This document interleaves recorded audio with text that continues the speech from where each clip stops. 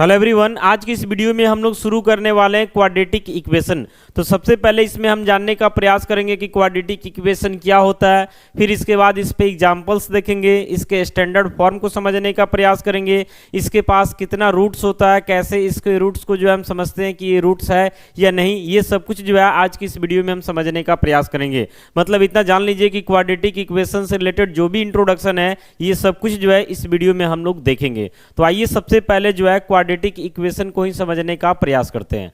तो quadratic equation से पहले जो है आप पोलिनोमियल पढ़े होंगे। तो पोलिनोमियल में पढ़े होंगे, जैसे मान लेते हैं यहाँ पे एक पोलिनोमियल हम लिख रहे हैं px equal to ax plus B, ax plus B. इसमें ध्यान रखना है कि a का वैल्यू जो है 0 के इक्वल नहीं होना चाहिए। तो इसको हम लोग क्या बोलते हैं, तो लीनियर पोलिनोमियल बोलते हैं। कारण है कि यहाँ पे वेरिएबल का पावर आपका 1 दिखाई दे रहा है, और जो भी वेरिएबल है, जो भी हाईएस्ट पावर वाला वेरिएबल है, इसका कोफिशिएंट जो है 0 नहीं होना चाहिए, क्योंकि यही टर्म जो है डिग्री को डिफाइन कर रहा। अगर खुद 0 हो जाएगा तो जाहिर सी बात है कि ये लीनियर नहीं हो पाएगा। वैसे ही जब हम लोग क्वाड्रेटिक पोलिनोमियल पढ़े थे तो उसमें देखे थे कि पी एक्स इक्वल टू क्या होता, तो a x square plus B x plus c. समझ रहे ना, इसमें डिग्री को डिफाइन यही टर्म कर रहा। तो एक्स स्क्वायर का कोफिशिएंट ए यहाँ पे जो है 0 नहीं होना चाहिए, बाकी बी और सी 0 हो जाता तो कोई इशू नहीं है। बात करते हैं क्यूबिक पोलिनोमियल का, तो ये आपका होता है ए एक्स क्यू, समझ रहे ना, plus B x square plus c x plus d. यहाँ पे भी जो है ए का वैल्यू 0 के इक्वल नहीं होना चाहिए, क्योंकि एक्स क्यू जो है डिग्री को डिफाइन कर रहा, और इसका कोफिशिएंट अगर 0 हो जाएगा तो फिर ये जो है क्यूबिक नहीं बन पाएगा। ये सब बेसिक चीज़ है, ये ऑलरेडी हम लोग पहले से जानते हैं। तो यहाँ पे जो है हम लोगों को इक्वेशन के बारे में चर्चा करना।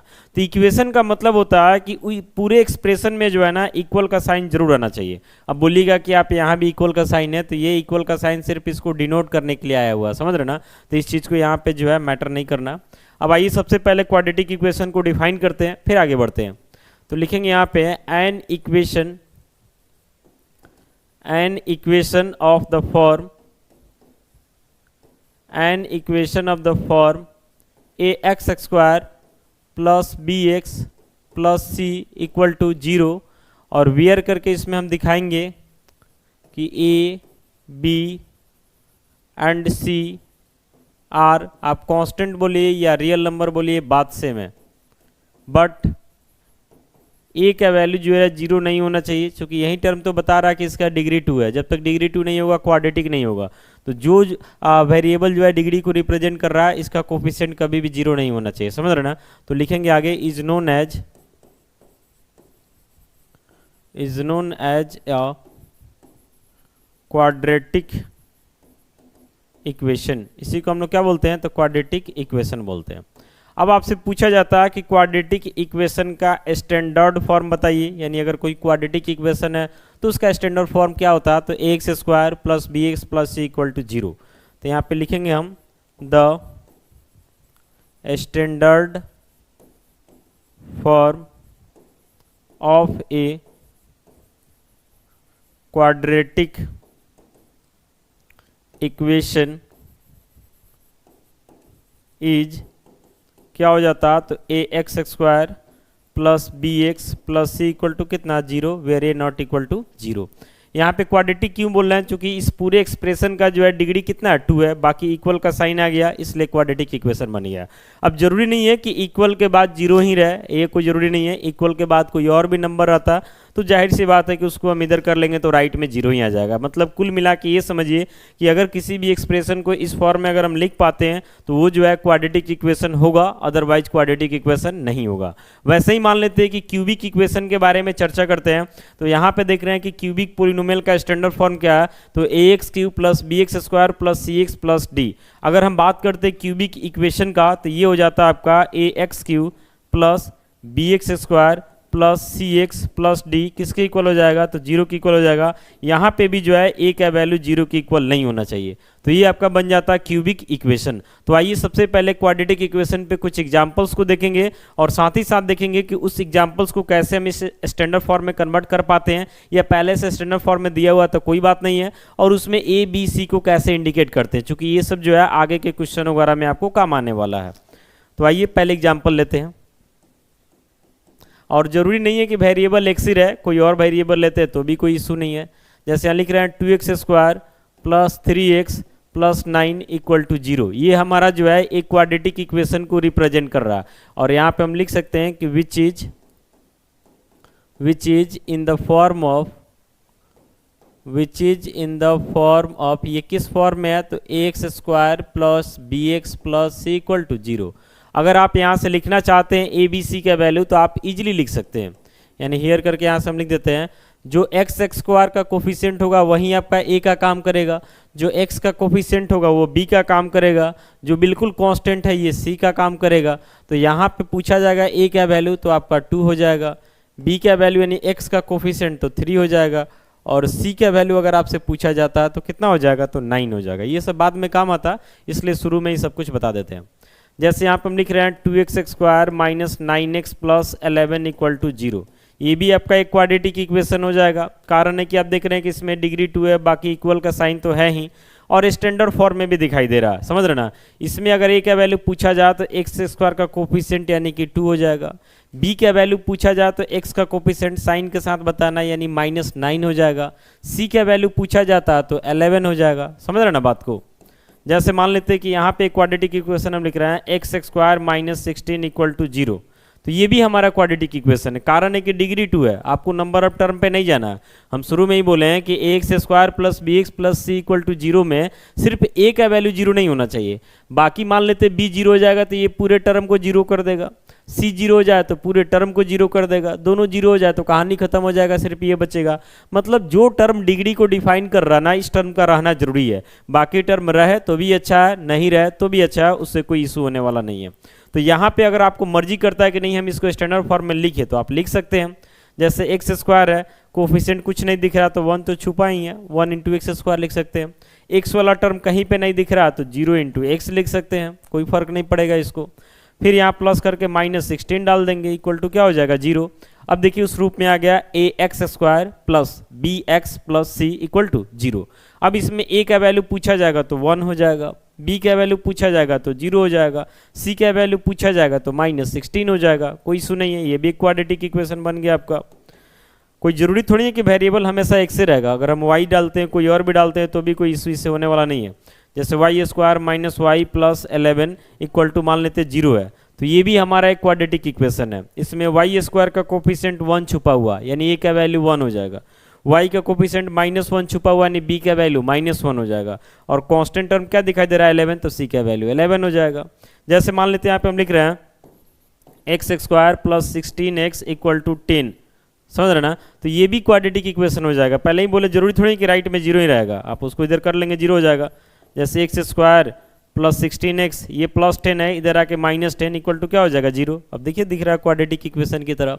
तो इसमें x² का कोफिशिएंट आपका 1 है यानी a का वैल्यू 1 हो जाएगा, x का कोफिशिएंट 16 है यानी b का वैल्यू 16 हो जाएगा, कांस्टेंट टर्म -10 है यानी c का वैल्यू -10 हो जाएगा, समझ रहे ना बात को। और भी देखिए एग्जाम्पल्स, जैसे हम सीधे लिख रहे हैं x² इक्वल टू 81, तो ये भी जो है एक क्वाड्रेटिक इक्वेशन को रिप्रेजेंट करेगा। चूंकि इक्वल का साइन है इसलिए इक्वेशन है, और इसका डिग्री 2 है इसलिए क्वाड्रेटिक इक्वेशन है। बाकी आगे अगर आप इसको बढ़ाना चाहते हैं तो आप लिख सकते हैं x² माइनस 81 इक्वल टू 0। तो यहाँ से आप आगे सजा के लिख सकते हैं 1 इंटू x², x वाला टर्म है ही नहीं तो 0 इंटू एक्स लगा दीजिए, प्लस -81 इक्वल टू 0। अब देखिए आपका बन गया ax² plus bx plus c equal to 0। a का वैल्यू पूछा जाए तो 1 हो जाएगा, b का वैल्यू पूछा जाए 0 हो जाएगा, c का वैल्यू पूछा जाए -81 हो जाएगा, समझ रहे ना बात को। यहाँ लिख रहे हैं मान लेते हैं y² इक्वल टू 0, तो भी क्वाड्रेटिक बनेगा क्योंकि डिग्री 2 है और इक्वल का साइन भी है, समझ रहे ना। आपको क्या बताएं कि ये दोनों टर्म 0 हो जाए ना, कोई इशू नहीं है, बस इसका रहना जरूरी है क्योंकि डिग्री 2 चाहिए हमको हर हाल में। तो हम इसको अगर सजा के लिखना चाहते हैं तो लिख सकते हैं 1 इंटू y², 1 छुपा हुआ है इसमें, y वाला टर्म है ही नहीं तो 0 इंटू वाई लगा दीजिए, कांस्टेंट भी नहीं है तो 0 लगा दीजिए, इक्वल टू 0 हो जाएगा। तो ये बन जाता है आपका ax² plus bx plus c equal to 0। इसमें a का वैल्यू पूछा जाएगा तो 1 हो जाएगा, बी का वैल्यू पूछा जाएगा तो जीरो हो जाएगा, और सी का वैल्यू पूछा जाएगा तो भी क्या हो जाएगा, जीरो हो जाएगा। तो कुछ इस तरीके से जो है क्वाड्रेटिक इक्वेशन का हम लोग लिखते हैं। इसके बाद ये नीचे जो भी लिखी ये क्वाड्रेटिक इक्वेशन का स्टैंडर्ड फॉर्म हो जाता है, और स्टैंडर्ड फॉर्म में अगर पहले से लिखा हुआ था तो आप इजिली ए बी और सी का वैल्यू बता सकते हैं। लेकिन अगर स्टैंडर्ड फॉर्म में नहीं लिखा हुआ तो पहले स्टैंडर्ड फॉर्म में लिख लेना है, और उसके बाद जो है आप ए बी और सी का वैल्यू बता सकते हैं। अगर आप प्रैक्टिस कर लेते हैं तो आप डायरेक्ट भी जो है ए बी और सी का वैल्यू बता सकते हैं। कुछ क्वेश्चन वैसे भी आता है कि थोड़ा सा जो है घुमा कर देता है और आपको बोलता है कि आप चेक कीजिए कि ये क्वाड्रेटिक इक्वेशन है या नहीं। जैसे मान लेते हैं यहाँ पे हम लिख रहे हैं x plus 1/x equal to 2, और आपसे पूछा जाता है कि बताइए ये जो है एक क्वाड्रेटिक इक्वेशन को रिप्रेजेंट कर रहा है या नहीं। तो ये नहीं कि आप सीधे देख लिए और बता दिए कि भाई पावर तो 2 नहीं दिख रहा इसलिए क्वाड्रेटिक इक्वेशन नहीं है, तो ऐसा बताना गलत है। पहले आप इसको थोड़ा सिंप्लीफाई वगैरह कीजिए। जैसे आप देखिए वेरिएबल जो है डिनोमिनेटर में है, तो जब तक वेरिएबल डिनोमिनेटर में आप डिसाइड नहीं कर सकते हैं, पहले एलसीएम वगैरह लेकर के आगे क्रॉस मल्टीप्लाई करके बढ़ते हैं और उसके बाद डिसाइड करेंगे कि ये क्वाड्रेटिक इक्वेशन है या नहीं। जैसे देखिए इसको आगे लेके बढ़ते हैं, तो यहाँ नीचे कुछ नहीं है तो 1 तो डाल ही सकते हैं। 1 और x का एलसीएम लेंगे तो क्या हो जाएगा, x हो जाएगा। 1 से डिवाइड कर देंगे x, या मल्टीप्लाई तो x स्क्वायर, प्लस फिर x डिवाइड तो कट के 1 से मल्टीप्लाई तो 1 इक्वल टू 2 हो जाएगा, बाई 1 लिख सकते हैं। क्रॉस मल्टीप्लाई कर देंगे तो x स्क्वायर प्लस 1 में 1 से मल्टीप्लाई होगा तो x स्क्वायर प्लस 1 हो जाएगा। इधर 2 से x में होगा तो 2x हो जाएगा। तो फाइनली यहाँ से मिल जाता है x स्क्वायर, ये प्लस 2x इधर आके minus 2x plus 1 equal to क्या हो जाता है, 0। अब देखिए तो क्वाड्रेटिक इक्वेशन है कि नहीं, जाहिर सी बात है कि ये जो है क्वाड्रेटिक इक्वेशन बन गया। इसमें a का वैल्यू पूछा जाएगा तो x स्क्वायर का कोफिशिएंट यानी 1 हो जाएगा। यहाँ पे a का वैल्यू कितना हो जाएगा, 1। b का वैल्यू पूछा जाए तो x का कोफिशिएंट तो -2, और c का वैल्यू कितना दिख रहा है, तो 1 दिख रहा है। तो डायरेक्ट पहले ही देख के डिसाइड नहीं कर लेना, पहले देख के डिसाइड तब करना जब इस टाइप से इक्वेशन दिया हुआ जहाँ पे कहीं भी वेरिएबल डिनोमिनेटर में नहीं है, तब आप देख के डिसाइड कर सकते हैं। लेकिन एक चीज़ ध्यान रखिएगा कि अगर मान लेते हैं कहीं पे हम सीधे x square plus 16x minus 4 लिख देते हैं और पूछते हैं कि क्वाड्रेटिक इक्वेशन है कि नहीं, तो ध्यान रखिएगा कि ये क्वाड्रेटिक इक्वेशन नहीं होगा, क्योंकि इस पूरे एक्सप्रेशन में कहीं भी जो है इक्वल का साइन नहीं है। अगर इक्वल का साइन नहीं है तो आप इसको क्वाड्रेटिक पोलिनोमियल बोल सकते हैं, लेकिन क्वाड्रेटिक इक्वेशन नहीं। और जैसे ही इसमें इक्वल का साइन 0 लगा दे, चाहे 10 20 कुछ भी लगा दे, बस इक्वल का साइन आ जाना चाहिए, तो उसके बाद जो है ये पूरा जो है क्वाड्रेटिक इक्वेशन बन जाता है। समझ रहे ना, तो ये चीज़ ध्यान रखना है आपको। जैसे मान लेते क्वेश्चन आपको ऐसा दे दिया जाता है कि x प्लस 2 का होल स्क्वायर है, और इधर लिखा जाता है x माइनस 1 का होल स्क्वायर, और पूछा जाता है कि ये पूरा एक्सप्रेशन जो है क्वाड्रेटिक इक्वेशन है या नहीं। तो इस केस में पहले थोड़ा सा आगे बढ़ाएंगे और इसको a प्लस बी के होल स्क्वायर पे बढ़ाएंगे, तो a स्क्वायर यानी x स्क्वायर 2ab यानी 2 into X into 2 plus B square यानी 2 का स्क्वायर, यानी a प्लस बी के होल स्क्वायर पे ब्रेक किए। ये आपका a माइनस बी के होल स्क्वायर पे जाएगा, तो a square minus 2ab plus B square पर डाल दिए। तो यहाँ से जो है एक्स स्क्वायर प्लस में यहाँ भी एक्स स्क्वायर प्लस में कट जाएगा, ये मल्टीप्लाई होकर 4x 2 का स्क्वायर 4, इधर माइनस 2x 1 का स्क्वायर क्या हो जाएगा 1। तो यहाँ पे हो जाता है 4x, ये माइनस 2x इधर आके प्लस 2x, और इधर 1 है प्लस 4 इधर आके -4 हो जाता है। तो फाइनली यहाँ से हो जाता है 6x इक्वल टू -3, यानी यहाँ से आप लिख सकते हैं 6x प्लस 3 इक्वल टू 0। मर्जी करे तो 3 कॉमन भी कर सकते हैं, तो बचता क्या है, तो 2x प्लस 1 इक्वल टू 0, और 3 उधर चला जाएगा, तो फाइनली हो जाता है 2x प्लस 1 इक्वल टू 0। अब आपसे पूछा जाता है कि ये क्वाड्रेटिक इक्वेशन है या नहीं, तो जाहिर सी बात है कि इसका डिग्री 2 नहीं है, इसका डिग्री 1 है, तो आप इसको लीनियर इक्वेशन इन 1 वेरिएबल बोल सकते हैं, बट आप इसको क्वाड्रेटिक इक्वेशन नहीं बोल सकते हैं। तो ध्यान रखना है कि जब भी एक्सप्रेशन थोड़ा कॉम्प्लिकेटेड करके दे तो पहले कैलकुलेशन के थ्रू आगे बढ़ना है और उसके बाद डिसाइड करना है कि क्वाड्रेटिक इक्वेशन है या नहीं। बाकी क्वाड्रेटिक इक्वेशन क्या होता है उसके स्टैंडर्ड फॉर्म को भी हम लोग जान लिए। अब इसके बाद जो है हम लोग इसके रूट्स के बारे में थोड़ा सा चर्चा करते हैं कि क्वाड्रेटिक इक्वेशन का रूट्स को लेकर के क्या कंसेप्ट है। तो यहाँ पे टॉपिक हम हेडिंग करने वाले हैं रूट्स, या इसी को आप बोल सकते हैं सॉल्यूशंस, रूट्स या solutions of a quadratic equation, यानी क्वाड्रेटिक इक्वेशन के रूट यानी कि सॉल्यूशन के बारे में जो है हम लोग चर्चा करने वाले हैं। तो देखिएगा, इससे पहले जैसे मान लेते हैं कि हम लोग पोलिनोमियल पढ़े थे, जैसे क्वाड्रेटिक पोलिनोमियल हम लेते हैं ax square plus bx plus c, इसमें पता ही है कि a का वैल्यू 0 नहीं होना चाहिए। तो क्वाड्रेटिक पोलिनोमियल में हम लोग क्या करते थे कि इसके जीरोज को निकालते थे। जीरोज कैसे निकालते थे, तो उसके लिए हम लोग पी एक्स को लेके चलते थे जीरो के इक्वल और देन सॉल्व करते थे। तो एक्स का हमारा दो वैल्यू आता था, एक्स का दो वैल्यू आता था, एक को अल्फा मान लेते हैं, एक को बीटा मान लेते हैं, और यही दोनों जो है इस क्वाड्रेटिक पोलिनोमियल के लिए जो है जीरोज का काम करता था। लेकिन पोलिनोमियल के केस में क्या था कि जीरोज बोला जाता था तब पोलिनोमियल को जीरो के इक्वल करके वैल्यू निकालते थे, लेकिन पहले से जीरो के इक्वल नहीं दिया हुआ रहता था। जबकि क्वाड्रेटिक इक्वेशन में क्या है कि पहले से ही जो है आपको ऐसा दिया रहेगा कि X square plus B x plus C equal to क्या है, जीरो है, और देन बोला जाएगा कि इसमें जो वेरिएबल एक्स है आप इसके वैल्यू को फाइंड आउट कीजिए। समझ रहे ना। तो x के वैल्यू को फाइंड आउट करने का मतलब हुआ कि अगर x के वैल्यू को हम LHS में पुट कर देते तो हमारा RHS यानी जीरो आ जाना चाहिए। वही जो है इस क्वाड्रेटिक इक्वेशन का क्या कहलाता, तो रूट्स कहलाता, या फिर उसी को जो है सॉल्यूशन बोलते हैं। बाकी आगे की वीडियो में हम लोग देखेंगे कि क्वाड्रेटिक इक्वेशन को मेनली रूप से तीन तरीका से सॉल्व करते हैं। उसमें पहला तरीका आता है फैक्टराइजेशन मेथड, दूसरा जो आपका आता है ये आता है क्वाड्रेटिक फॉर्मूला, और तीसरा जो आपका प्रोसेस आता है उसको बोलते हैं bye completing the square method. समझ रहे ना। तो कुल मिलाकर के समझते हैं इसके रूट्स यानी कि सॉल्यूशन के बारे में ध्यान से देखिएगा। तो सबसे पहले यहाँ पे हम लिख रहे हैं suppose X square plus B x plus C equal to zero, where A not equal to zero, ये जो है आपका एक क्वाड्रेटिक इक्वेशन है। अब यहाँ पे लिख रहे हैं एट, मान लेते हैं एक्स इक्वल टू हम अल्फा लेते हैं और x इक्वल टू बीटा लेते हैं, और लिख रहे हैं देन अगर ऐसा सिचुएशन बन जाता है कि a x के जगह अल्फा डाल दिए तो a alpha square plus b alpha plus c equal to zero आ गया, एंड अगर x के जगह हम बीटा डाल दिए तो क्या हो जाएगा a beta square plus b beta plus c किसके इक्वल आ गया, जीरो के इक्वल आ गया। मतलब ऐसा समझिए कि इसमें x के जगह अल्फा डाल दिए तो भी इसका RHS जीरो आ गया, x के जगह बीटा डाल दिए तो भी इसका RHS जीरो आ गया। इसका मतलब है कि अल्फा और बीटा जो है, लिखेंगे here alpha and beta are क्या हो जाएगा, तो रूट्स या इसी को क्या बोलेंगे, solutions of the given quadratic equation. यानी जो क्वाड्रेटिक इक्वेशन है इसका अल्फा और बीटा क्या हो जाएगा, रूट्स, या इसी को सॉल्यूशन बोलते हैं, क्योंकि इसको पुट करने के बाद इसका RHS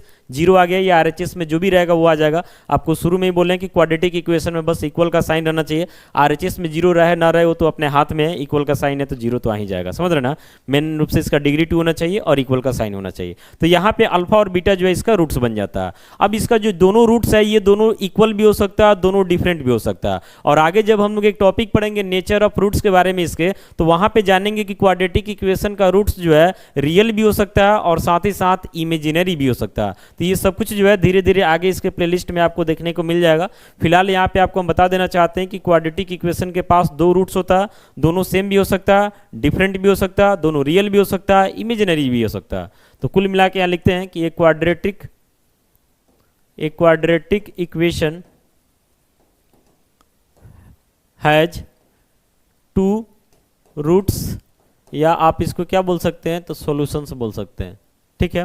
वैसे ही मान लेते हैं कि अगर आपसे MCQ के तौर पे क्यूबिक के बारे में पूछ दिया जाता तो बोल सकते हैं कि ए क्यूबिक इक्वेशन हैज, इसमें कितना हो जाएगा, तो 3 हो जाएगा, 3 रूट्स या सॉल्यूशंस बोलते हैं। ठीक है। अगर आपसे कोई पूछता है कि क्वाड्रेटिक इक्वेशन और क्वाड्रेटिक पोलिनोमियल में क्या डिफरेंस है, तो बस इतना ही फर्क है कि क्वाड्रेटिक पोलिनोमियल का बात करते हैं तो x square plus B x plus c लिखते हैं, इसमें ए का वैल्यू जीरो नहीं है, और जब क्वाड्रेटिक इक्वेशन का बात होगा तो x square plus B x plus C equal to क्या हो जाता है, तो जीरो हो जाता है। इसमें हमको जो है इसका जीरोज निकालने के लिए खुद से जो है इस पोलिनोमियल को जीरो के इक्वल करना होता है, और देन एक्स के वैल्यू को हम लोग फाइंड आउट करते हैं, जबकि इसमें पहले से ही जीरो के इक्वल दिया हुआ, फिर एक्स के वैल्यू को फाइंड आउट करते हैं। यहाँ पे भी जो है अगर आप एक्स के वैल्यू को निकाल के इसमें पुट कर देते हैं तो ओवरऑल वैल्यू जीरो आ जाएगा। यहाँ पे भी आप एक्स के वैल्यू को निकाल के पुट करते हैं तो जीरो आ जाएगा। यहाँ पे भी दो वैल्यू आता है एक्स का, यहाँ पे भी दो वैल्यू आता है एक्स का। मतलब इतना ही फर्क है कि इसमें हम जीरोज निकालने के लिए खुद से जीरो के इक्वल डालते हैं, जबकि इसमें पहले से जीरो दिया हुआ रहता है। तो यहाँ पे नाम एक्स का जो है वो जीरो हो जाता है, और यहाँ पे एक्स का जो वैल्यू निकलता है उसका नाम रूट्स या क्या हो जाता है, सॉल्यूशन हो जाता है। तो कुल मिला के कोई खास डिफरेंस है नहीं। तो इस वीडियो में हम लोग समझे हैं क्वाड्रेटिक इक्वेशन क्या होता है, उसके स्टैंडर्ड फॉर्म को कैसे देखते हैं, उसके बेसिस पे एग्जांपल्स देखें,